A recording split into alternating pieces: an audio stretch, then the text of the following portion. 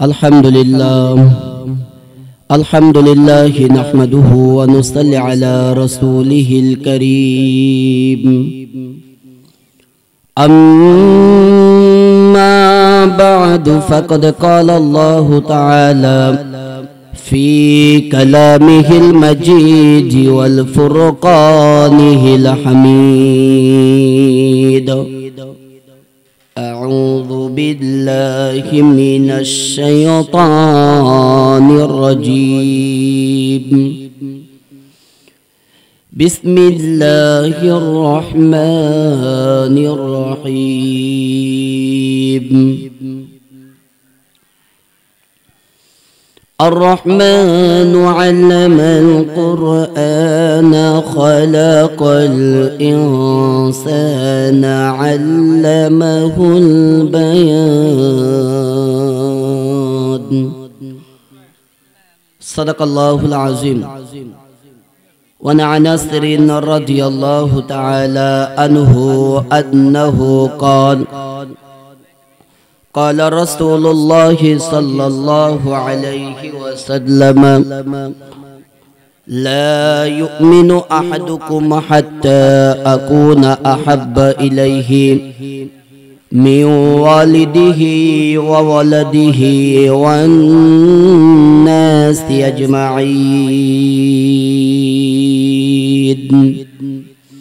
मुत्तफ़क़ुन अलैहि औ कमा क़ाल अलैहि सलातु वस्सलाम। एकदिन तोर माटिर देह थाकबे ना रे हाय,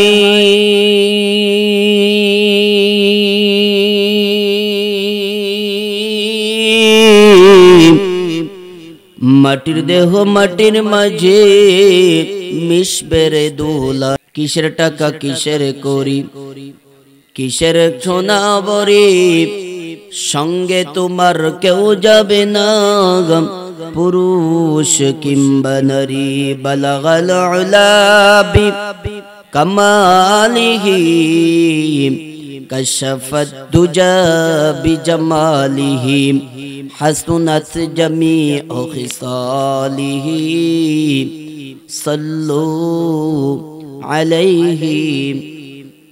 सकले पढ़ी सल्लल्लाहु अलैहि वसल्लम। अल्हम्दुलिल्लाहि रब्बिल आलामीन। सबकिछुर शुरूते स्टार्टिंग पॉइंट अनुযায়ী আল্লাহ সুবহানাহু ওয়া তাআলার দরবারে শুকর আদায়ার্থে মুসলমান হিসাবে ঈমানের আওয়াজকে উঁচু করে সকলে অন্তরস্থল থেকে আল্লাহ তাআলার দরবারে শুকরগুজার হচ্ছি। সবাই পড়ি আলহামদুলিল্লাহ। মুহতারাম হাজিরিন, আমি আপনাদের খেদমতে সূরা আর রহমান থেকে বেশ কয়েকটি আয়াতে কারিমা তেলাওয়াত করেছি। নবীজির অসংখ্য অগণিত হাদিস থেকে একখানা হাদিস আমি আপনাদের সামনে পাঠ করিয়াছি। তেলাওয়াতকৃত আয়াতে পাঠকৃত হাদিসের উপরে কিঞ্চিত পরিমাণ আলোকপাত করার চেষ্টা করব। অমা তৌফিকি ইল্লা বিল্লাহ। মুহতারাম হাজিরিন, আল্লাহ বললেন, নবী আপনার উপরে কুরআনুল কারীম নাজিল করলাম। নবী গো, এই কুরআনের পক্ষে যে ব্যক্তি, যে গোত্র, যে দেশ, যে জাতি, কোন ব্যক্তি যদি এই কুরআনুল কারীমের কাছে ডাইভার্ট হয়ে যায়, কুরআনুল কারীমকে দিয়ে নিজের ব্যক্তিগত জীবন, রাষ্ট্রীয় জীবন, সামাজিক জীবন, অর্থনৈতিক জীবন, পারিবারিক জীবন, সমস্ত কিছু যদি কুরআনুল কারীম দিয়ে সে পরিচালনা করে, নবী হে আপনি আপনার উম্মতদেরকে জানিয়ে দিন আমি আল্লাহ ওই ব্যক্তির পরিচালক হয়ে যাব। জোরে বলেন সুবহানাল্লাহ।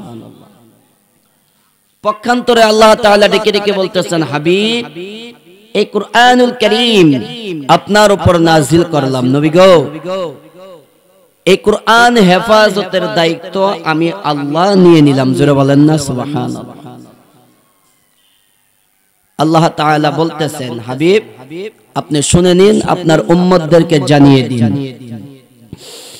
বিসমিল্লাহির রহমানির রহিম। الرحمن علم القرآن خلق الإنسان علمه البيان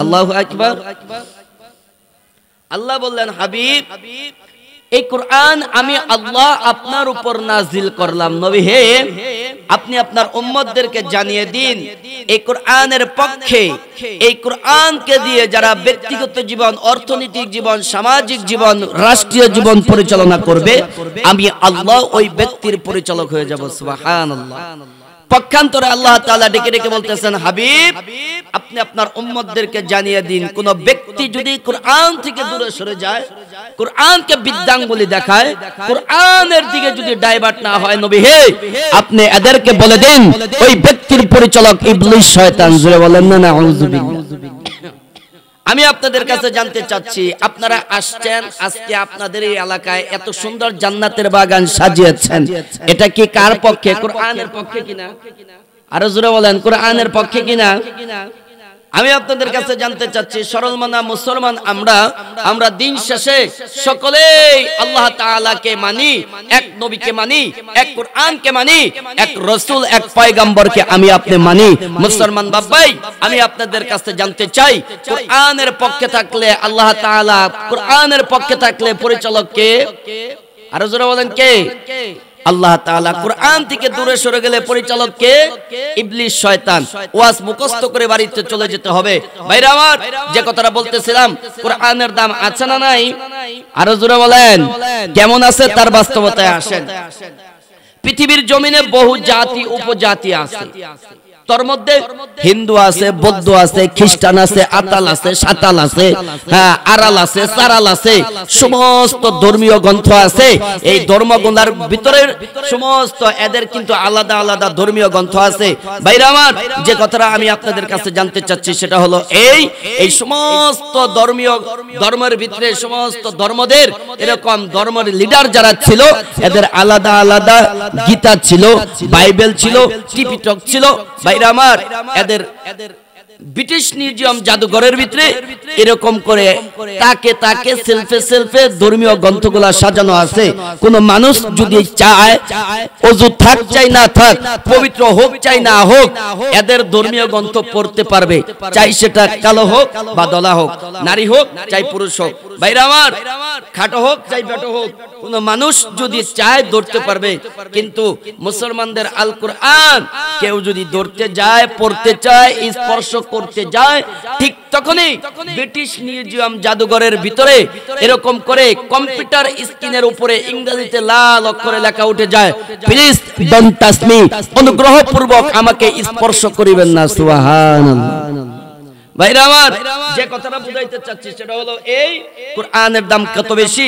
আপনারা যারা এসেছেন মাহফিলে যারা আসবেন তার বাস্তবতা শুনে নেন কোরআনের পক্ষে থাকলে আমার আল্লাহ জিরো থেকে হিরো বানিয়ে দেয় যেমনটি বানিয়েছিলেন রাইসুল মুফাসসিরিন আব্দুল্লাহ ইবনে আব্বাস যেমনটি করেছিলেন শাইখুল হাদিস ফি আহদিন নবিয়্যি হযরত উমর রাদিয়াল্লাহু তাআলা আনহু ভাইরা আমার যে কথাটা বলতেছিলাম সেটা হলো এই কোন মানুষ যদি বিনা ওযুতে ধরতে চায় মুসলমানদের আল কোরআন আমাদের পবিত্র কালামুল্লাহ শরীফ কোরআনুল মাজিদ কেউ যদি ধরতে চায় ঠিক তখনই ব্রিটিশ মিউজিয়াম জাদুঘরে স্ক্রিনের উপরে কম্পিউটার স্ক্রিনের উপরে ইংরেজিতে লাল অক্ষরে লেখা উঠে যায় প্লিজ ডোন্ট টাচ মি অনুগ্রহপূর্বক আমাকে স্পর্শ করিবেন না শুধু কি তাই যুবক ভাই মাইকের আওয়াজ তোমাদের কর্ণকহরে পৌঁছায় দিলের কাল লাগায় কথাগুলো শোনা চাই পর্দার অন্তরালের মা বোনেরা কথাগুলো শুনি শুধু কি তাই আমার ভাইরা যুবক ভাইরা তো আওয়াজটা শুনতেছে যুবক ভাইরা তো আজকের মাহফিলে আসবে আমার কথাগুলো নোট করে রাখো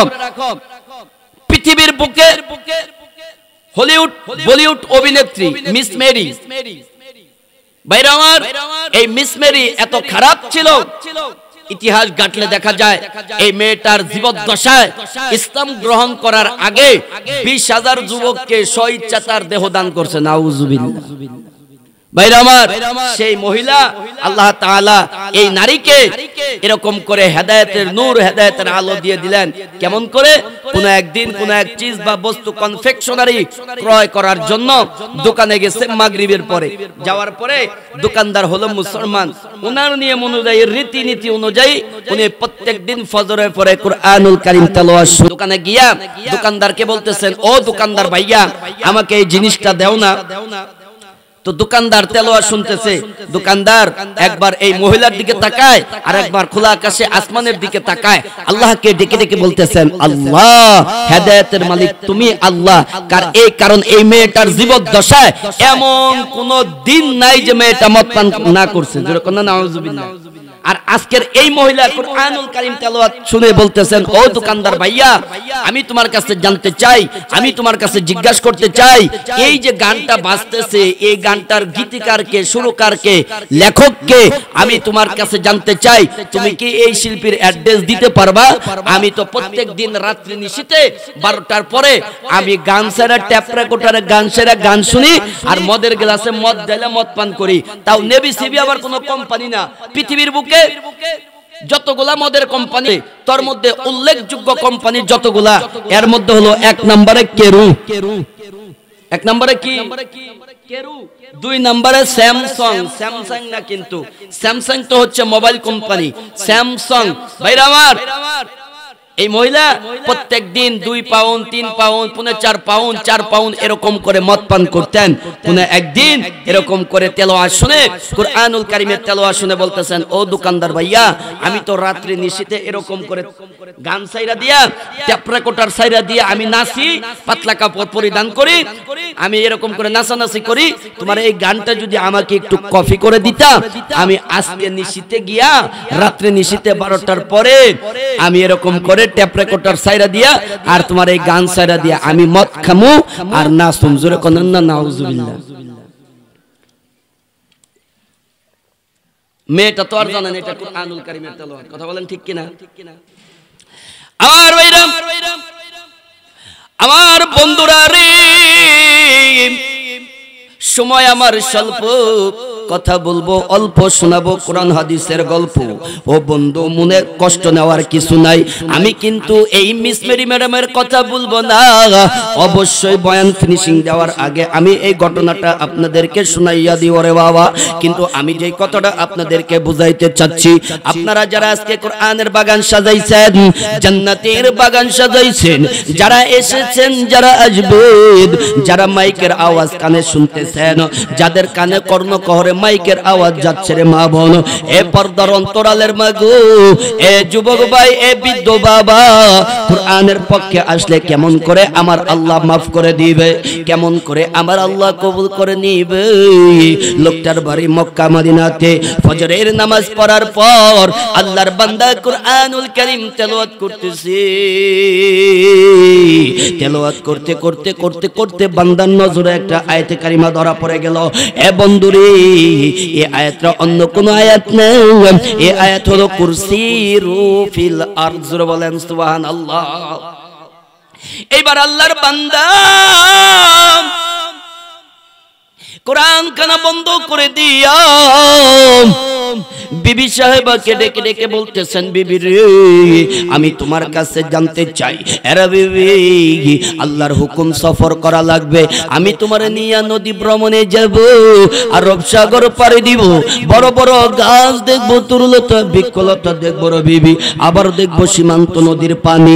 এ পুবাইল থানার বাব্বাই, গাজীপুর জেলার বাব্বাই, সীমান্ত নদীর পানি বলতে কি বোঝায় রে বাবা? আপনি যখন ঢাকা শহর সদরঘাট থেকে লঞ্চ যুগে চাঁদপুরের জমিনে চলে যাবেন, নজর করে দেখবেন পদ্মা নদীর পানি এক কালার, বুড়িগঙ্গা নদীর পানি এক কালার, শীতলক্ষা নদীর পানি এক কালার। কথা বলেন ঠিক না বেটি? এইবার আল্লাহর বান্দা ডাক দিয়ে কই, বিবি রে, আল্লাহর হুকুমে তোমারে নিয়ে সফর করতে যাব রে বিবি। আরে বিবি তুমি রেডি হইয়া যাও, তুমি জলদি করে তৈয়ার হইয়া যাও। তুমি যাইবা কি যাইবা না, তোমার মন্তব্য কি বলো না।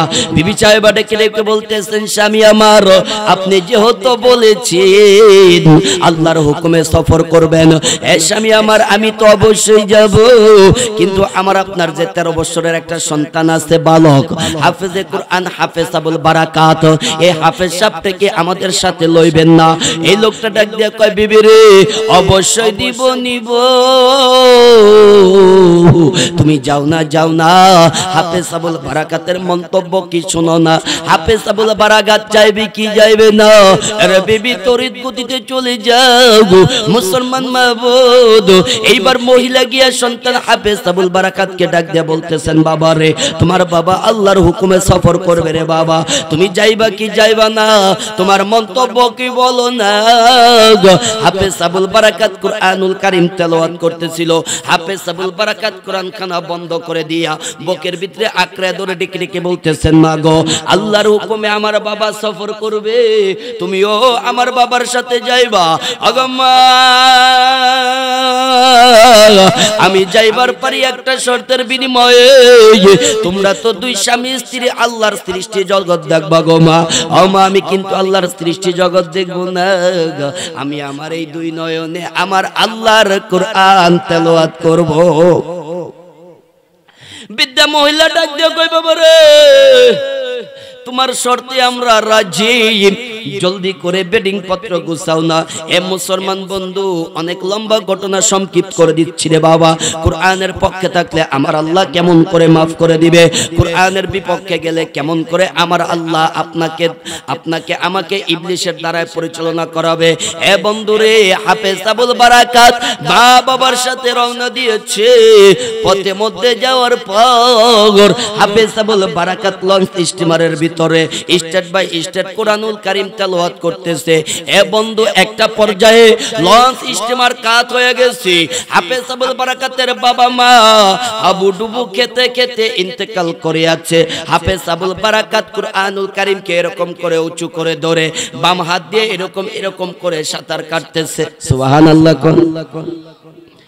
হাফেজ আবুল বারাকাত ডান হাত এরকম করে উঁচু করে ধরিয়া বাম হাত দিয়ে সাঁতার কাটে। আর আল্লাহকে ডেকে ডেকে কয়, আল্লাহ গো তুমি ওয়াদা করেছো তুমি হেফাজত করবা, আর এমন তো পরিস্থিতিতে যদি আমি বাবা মার সাথে হাবুডুবু খেতে খেতে মরিয়াই যাই, ও আল্লাহ তোমার কোরআন তো মিথ্যা হয়ে যাবে, তোমার ওয়াদা তো ভঙ্গ হয়ে যাবে ও আল্লাহ, কারণ আমার সিনার ভিতরে 30 পারা কোরআন লুকাইতো আছি। আর মালিক তোমার হাবিব বলিয়াছে কোন আমার আনেওয়ালা উম্মতের সিনার ভিতরে যদি আয়াতে কারিমা সংরক্ষিত কোন বড়ি থাকে, এরকম বড়ি আগুনে পুড়বে না, পানির নিচে পচবে না, মাটির নিচে আমার আল্লাহ ধ্বংস করবে না। জুরে কল না সুবহানাল্লাহ। কিন্তু মালিক রে এই পরিস্থিতিতে যদি আমি হাবু ডুবু খেতে খেতে মরিয়া যাই, তোমার আয়াতে কারিমা মিথ্যা হয়ে যাবে, কোরআনুল কারীম মিথ্যা হয়ে যাবে।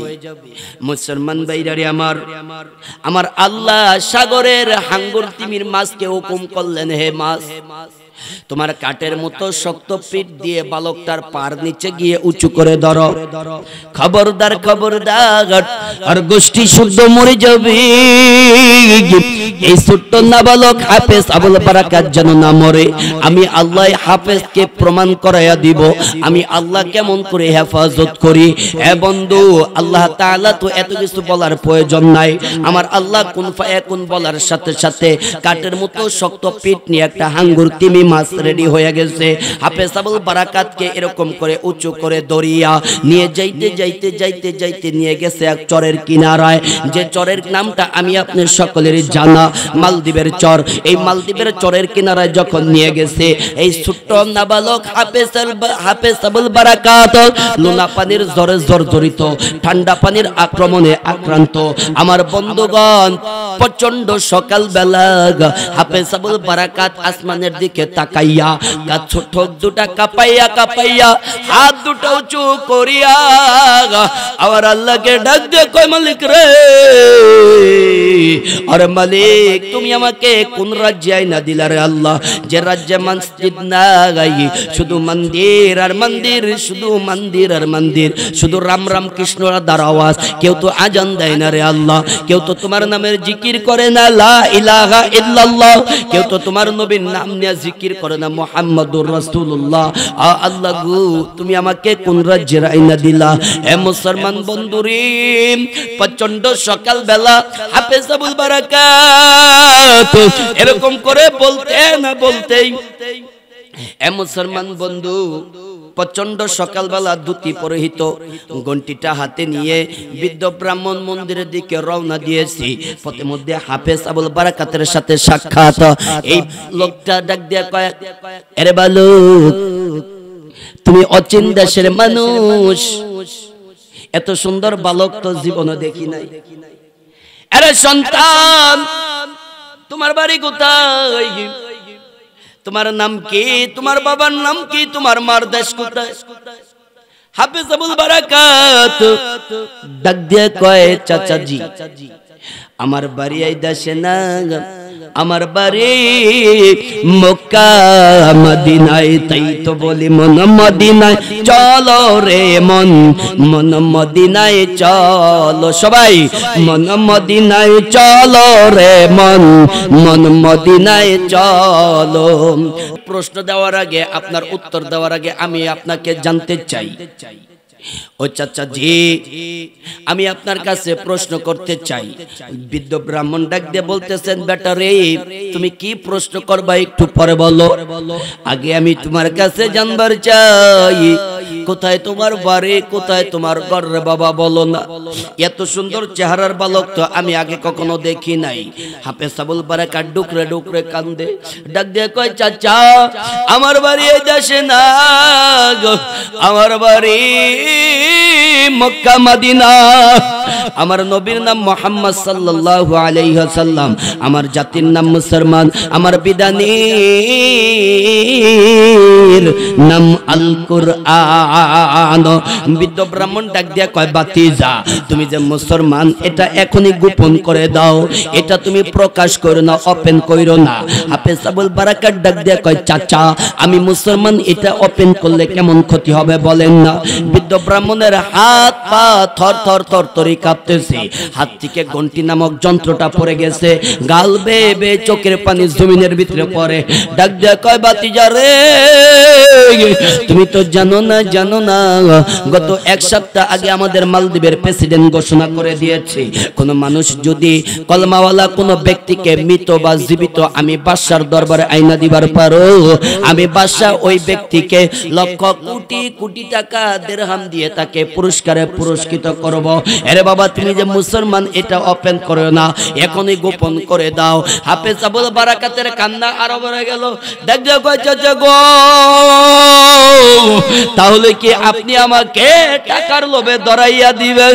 বৃদ্ধ ব্রাহ্মণ ডাক দিয়া কয়, বেটা রে আমি তোমারে ধরাইয়া দিতাম রে বাবা, কিন্তু তুমি একটু আগে যে নবীর নাম নিছো ওই নবীর নাম শোনার পর আমি ব্রাহ্মণের কলিজা ঠান্ডা হয়ে গেছে। সুবহানাল্লাহ। বৃদ্ধ ব্রাহ্মণ ডাক দিয়ে কয়, বেটা রে আজকে সকালবেলা আমি নিজে বেদ কিতাব খুলছি, আর এই বেদ কিতাব খোলার পরে তোমার নবী মুহাম্মদের প্রশংসা 7 জায়গায় দেখছি। সুবহানাল্লাহ। হাফেজ আবুল বারাকাত ডাক দিয়ে কয়, চাচা তাহলে কি করব গো চাচা? বৃদ্ধ ব্রাহ্মণ ডাক দিয়ে কয়, বেটা রে তোকে দেখে আমার বড্ড মায়া লাগছে, এর বেটা আমি তোমাকে যে সাজেস্ট দিব, যে পরামর্শ দিব সেই পরামর্শ অনুযায়ী কাজ করবা। হাফেজ সাহেব বলতেছে, অবশ্যই করব। কয়, এর বেটা শুনিয়া রাখো, আমার বিধবা একটা বোন আছে, বিধবা বোনের কোন ছেলে সন্তান নাই, কোন ছেলে সন্তান নাই, কোন বালক কোন সন্তান নাই। এর বেটা আমি নিয়ে যাব আমার বিধবা বোনের বাড়িতে, এরে বেটা তুই আমার বিধবা বোনের বাড়িতে থাকবি, তোর ইবাদত করার সময় তুই ইবাদত করবি, তুই তোর মাওলাকে ডাকবি, কালেমার জিকির করবি, নামাজ কালাম পড়বি, কিন্তু খবরদার তুই যে মুসলমান এটা কখনো ওপেন করবি না, এটা কখনো প্রকাশ করবি না। আমার বন্ধুগণ অনেক লম্বা ঘটনা সংক্ষিপ্ত করে দিলাম রে বাবা। হাফেজ আবুল বারাকাতকে নিয়ে গেছে বিধবা বোনের বাড়িতে। বিধবা বোনের বাড়িতে যাওয়ার পর ওই ব্রাহ্মণ লোকটা ডেকে ডেকে বলতেছেন, বোন রে তাকাইয়া দেখো না ভগবানের কি কৃপা, ভগবানের কি দয়া, ভগবানে কত দয়া করে আমাদেরকে একটা ছেলে সন্তান দান করিয়াছি। এরে বোন শুনিয়া রাখো, এই সন্তানটা তোমার বাড়িতে থাকবে, তোমার বাড়িতে খাবে, তোমাকে আম্মা আম্মা বলে ডাকবে।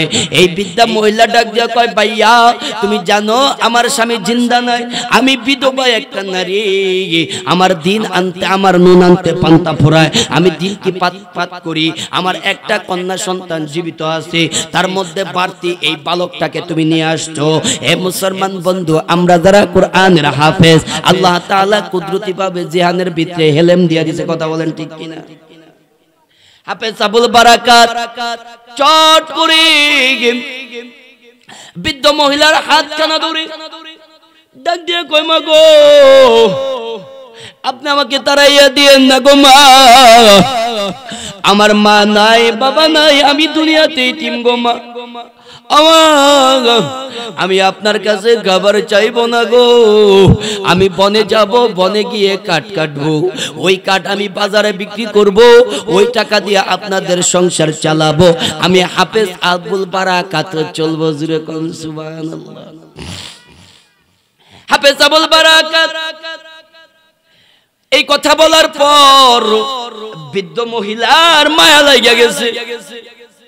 আমার ভাইরা, ইমাম বুতুতা রহমাতুল্লাহি আলাইহি তার সিলহা নামক কিতাবের ভিতরে লিখেছে, এ বন্ধু 5 মাস 29 দিনের ঘটনা, 6 মাস যেদিন পূর্ণ হবে, এ বন্ধু রে হাফেজ আবুল বারাকাত বনে থেকে কাঠ কেটে যখন বাড়ির চৌকাশের ভিতরে ঢুকেছে, উঠানের ভিতরে যখন পা রেখেছে, তার কর্ণকহরের ভিতরে আওয়াজ, মহিলা ডুকরে ডুকরে কান্দে, মাথার বোঝা জমিনের ভিতরে ফালাইয়া মহিলার কাছে গিয়ে ডেকে ডেকে বলতেছেন, মা গো ও মা 5 মাস 29 দিনের ভিতরে তো আপনাকে এরকম করে কান্না করতে দেখি নাই, ও মা আজকে কেন হঠাৎ করে কান্না করেন?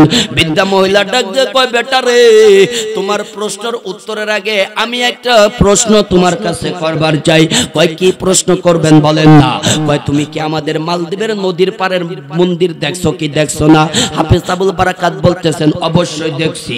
কয় ওই মন্দিরের একটা কাহিনী আছে। কয় কি কাহিনী? কয় প্রতি 6 মাস পর পর একটা করে রূপসী সতী এরকম করে সুন্দরী একটা কন্যা সন্তান দিতে হয়।